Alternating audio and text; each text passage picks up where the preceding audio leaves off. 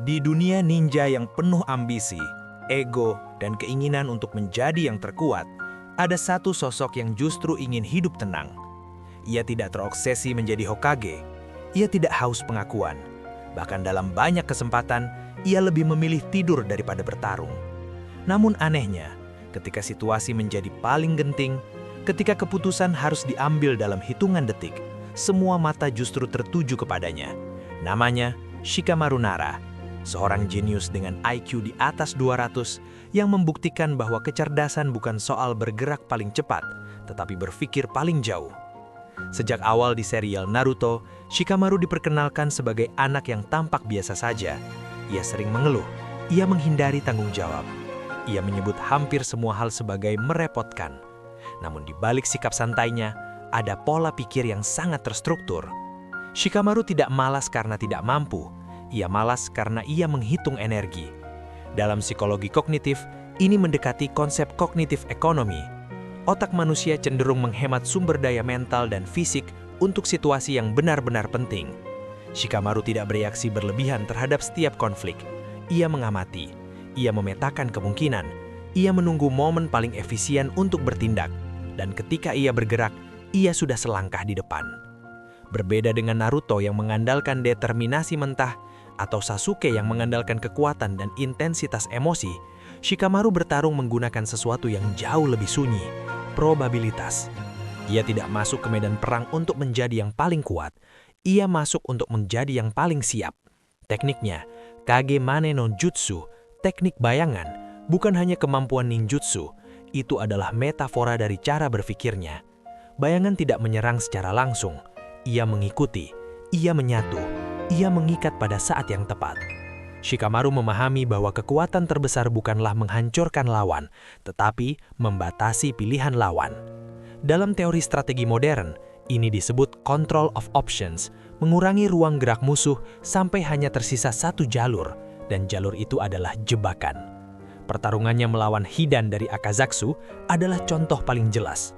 Setelah kematian Asuma Sarutobi, emosi seharusnya menjadi penggerak utama. Namun Shikamaru justru melakukan hal yang paling sulit. Ia menunda pelampiasan. Ia tidak memburu Hidan dengan kemarahan. Ia memburu dengan data. Ia menganalisis kemampuan ritual Hidan.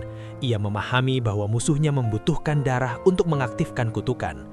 Ia menyadari bahwa Hidan hampir mustahil dibunuh secara konvensional. Lalu ia bertanya pertanyaan yang tepat. Jika tidak bisa dibunuh, bagaimana cara dinetralkan? Disinilah kecerdasannya berubah menjadi arsitektur perang. Ia memilih lokasi yang sudah ia persiapkan sebelumnya, hutan yang penuh jebakan, dengan lubang ledakan yang telah ia tanam diam-diam. Ia memisahkan Hidan dari Kakuzu, ia mengisolasi variabel, ia menghapus faktor tak terkontrol. Dalam istilah militer klasik dari Sun Tzu dalam The Art of War, panglima yang unggul menang terlebih dahulu, lalu pergi berperang. Shikamaru menang sebelum pertarungan dimulai. Yang menarik, ia tidak berusaha membunuh Hidan secara heroik, ia menguburnya hidup-hidup.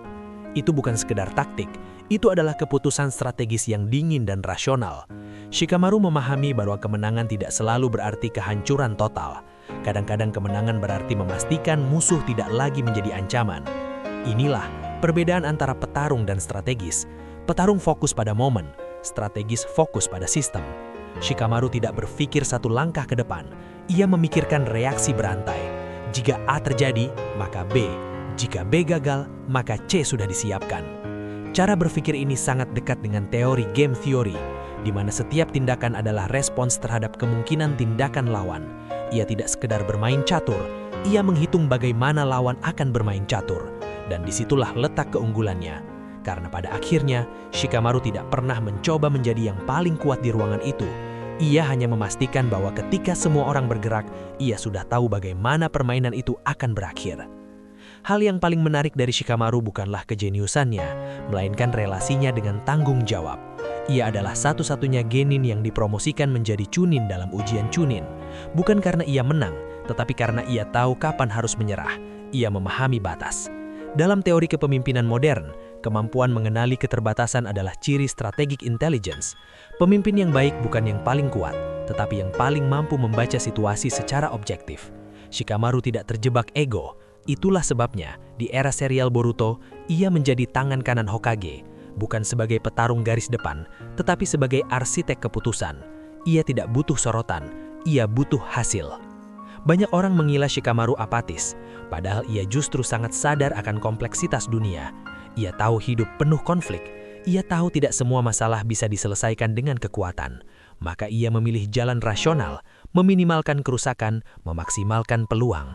Dalam filsafat stoicisme, terutama gagasan Marcus Aurelius, ada prinsip bahwa kita harus fokus pada hal yang bisa kita kendalikan. Shikamaru menjalankan prinsip itu secara alami. Ia tidak panik pada hal di luar kendalinya, ia bekerja pada variabel yang bisa ia atur. Dan itulah yang membuatnya selalu unggul. Shikamaru Nara mengajarkan kita satu hal penting. Kecerdasan sejati bukan tentang menjadi yang paling keras berbicara atau paling cepat menyerang. Ia adalah tentang memahami permainan secara menyeluruh, lalu bergerak ketika sebuah orang lain masih bereaksi. Ia mungkin terlihat malas, namun di papan catur kehidupan ninja, Shikamaru selalu memikirkan 3 langkah ke depan. Dan mungkin itulah bentuk kejeniusannya yang paling berbahaya.